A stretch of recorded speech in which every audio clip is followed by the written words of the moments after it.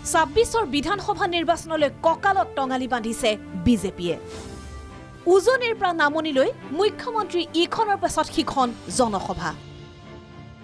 আজি নামৰূপত এখন জনসভাত অংশ লৈ মুখ্যমন্ত্ৰী ডক্টৰ হিমন্ত বিশ্ব শৰ্মাই নিৰ্বাচনী প্ৰস্তুতি সন্দৰ্ভত সাংবাদিকৰ আগত কৰিলে বিশেষ মন্তব্য। নিৰ্বাচনী প্ৰস্তুতি ইতিমধ্যে সম্পূৰ্ণ বিজেপিৰ, কেৱল বাকী প্ৰাৰ্থী ঘোষণা, তাৰ পাছতে মনোনয়নৰ আনুষ্ঠানিকতা।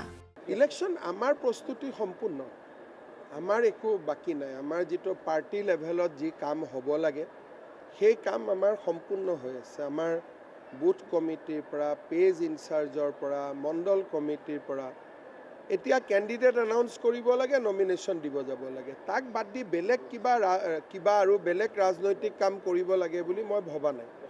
কাৰণ আমাৰ লিটাৰেচাৰৰ পৰা, গানৰ পৰা আমি যি কৰিব লাগে আমি সম্পূৰ্ণৰূপে প্ৰস্তুত হৈ আছোঁ। ইয়াত আমি নতুনকৈ কিবা প্ৰস্তুত হ'ব লাগে বুলি মইতো ভবা নাই। ডেডলাইন সন্দৰ্ভত এপিচিচিৰ সভাপতি গৌৰৱ গগৈয়ে কৰা মন্তব্যৰ প্ৰত্যুত্তৰ দি গৌৰৱ গগৈ কটাক্ষ মুখ্যমন্ত্ৰী।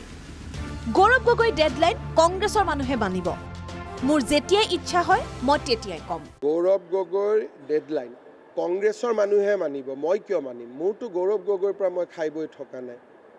গতিকে মোৰ যেদিনাখনেই মনত ইচ্ছা হ'ব মই সিদিনাখনেই ক'ম। গৌৰৱ গগৈ না মই ভাত খাইছোঁ না মই পানী খাইছোঁ।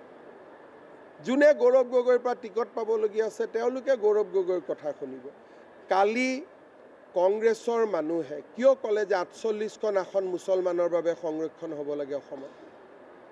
সেই ল'ৰাজনক এক্সপেল কৰিলে নেকি? এইটো সোধক যে আপুনি সভাপতি থাকোঁতে আপোনাৰ পাৰ্টিৰ এজন মানুহে অসমত কেনেকৈ ৪৮খন আসন মুছলমানৰ কাৰণে সংৰক্ষণ হ'ব লাগে বুলি ক'ব পালে?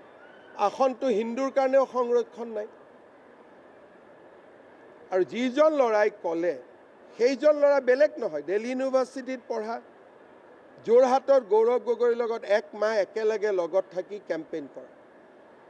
তাৰমানে সভাপতিজনক নুসুধাকৈ এই কথাটো কৈছে নেকি? গৌৰৱ গগৈৰ সন্তানৰ নাগৰিকত্ব সন্দৰ্ভতো মুখ্যমন্ত্ৰীয়ে পুনৰ প্ৰকাশ কৰিলে প্ৰতিক্ৰিয়া। মই যে কৈছিলোঁ তেওঁ ল'ৰা ছোৱালী দুটা ইংলেণ্ডৰ চিটিজেন, প্ৰমাণ হ'ল নে নাই? তেওঁ নিজে স্বীকাৰ কৰিলে নে নাই? আজি এই কথাটো ওলোৱা কিমান দিন হ'ল? ১ বছৰ। এতিয়া সুধিব যে ল'ৰা ছোৱালী দুটাক ভাৰতীয় কৰিলে নে নাই? আজিতো ১ বছৰ হৈ গ'ল।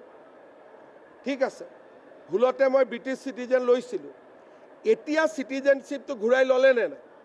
তাৰমানে অসমৰ তেওঁ মুখ্যমন্ত্ৰী হ'ব আৰু 2টা ল'ৰা ছোৱালী ব্ৰিটেইনৰ হ'ব।